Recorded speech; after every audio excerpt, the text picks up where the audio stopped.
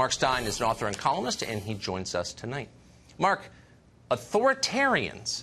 It's a little ironic that these people are calling the population that while they're simultaneously trying to control the population by any means necessary.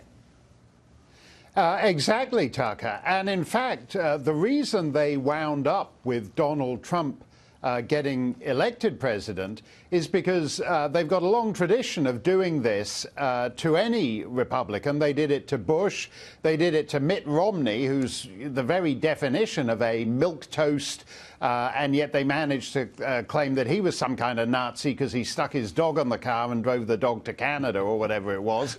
And in the end, Donald Trump was the only guy who could withstand the kind of careless demonization that goes on. And it's interesting to me, you gave all those examples of the authoritarian trends on the left. There are lots of other ones, too. I mean, David Gergen didn't get upset when Sheldon Whitehouse, a Democrat senator, proposed that people who disagree with his views on climate change should be subject to criminal prosecution. Exactly. He didn't worry about the authoritarian temptation when the Democrats in the Senate voted effectively to neuter the First Amendment. He didn't bemoan the trend towards authoritarianism when the previous administration weaponized both the Justice Department and the IRS to go after its ideological enemies. And worst of all, he didn't bemoan the trend towards authoritarianism when dozens of Democrat legislators, before Trump had even set foot in the office, decided to boycott his inauguration, which is the very defining act of a free society, the peaceful transfer of power. That's right. David Gergen didn't whimper a word when dozens of Democrats decided they were going to boycott that inauguration. He seemed deeply unconcerned. I was thinking this weekend, why is it, what all these issues have in common, though, gun control, mass immigration, particularly attacks on the nuclear family, male-headed households, the patriarchy, they never let up with that. What is that about? And it seems to me that the family is the final bulwark against the spread of government power. You're loyal to your family first. When you stop being loyal to your family first, you can be controlled.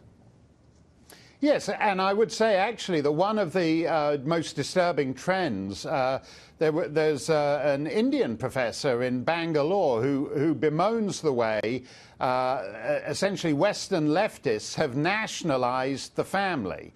They started off by, nationalizing the mines and the car industry, and when all that didn't work, they actually figured out it's best just to cut to the chase and nationalize the family.